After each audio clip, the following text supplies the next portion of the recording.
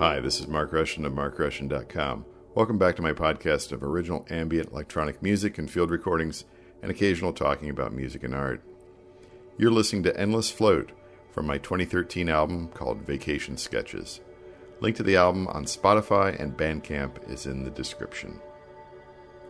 This was a big week on the music side. Pandora changed the way that they accept submissions.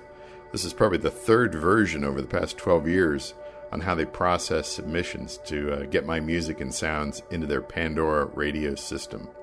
And I gotta say, it's the best. This is on the Pandora radio side, which has been around almost 20 years, and that zillions of people use in the United States, Australia, and New Zealand. You have to be invited in on the Pandora radio side. And Pandora uses a company they bought a few years ago called Next Big Sound to help coordinate things. I love Next Big Sound. They send me updated weekly stats, information about Pandora every Monday morning. Now, I've had music in Pandora since about 2008, but not much.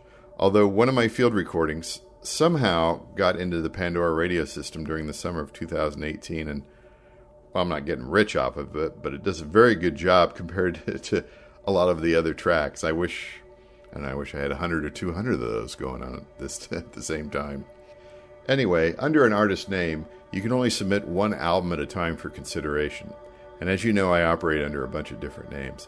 So this week, I was able to submit one album for each of the artist names that I currently have in their system. All were accepted as of today, which is Saturday, August 31st, 2019. They are all accepted into the Pandora radio system. So that's great, and we'll see where that goes. Also, I signed up for Songtrust, which is a service that manages your titles and codes for mechanical and publishing royalties, both in the US and internationally. When you stream music, there are basically three royalties that get paid out.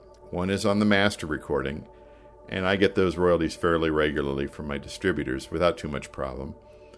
However, on the other two, mechanical and publishing, they are lesser amounts, but they're kind of tough to receive, especially on the international side of things. I mean, for mechanical and publishing, in the past year, I've only received about 15 cents out of every dollar that I should have. And so that's why I went with Songtrust.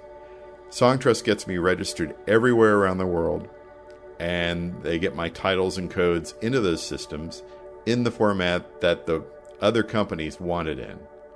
And Songtrust collects and pays me. And Songtrust takes a small cut, but hey, they're doing the dirty work. And they're saving me a ton of time and stress. Anyway, that's it for me. Thanks for listening. I'll be back soon with another podcast.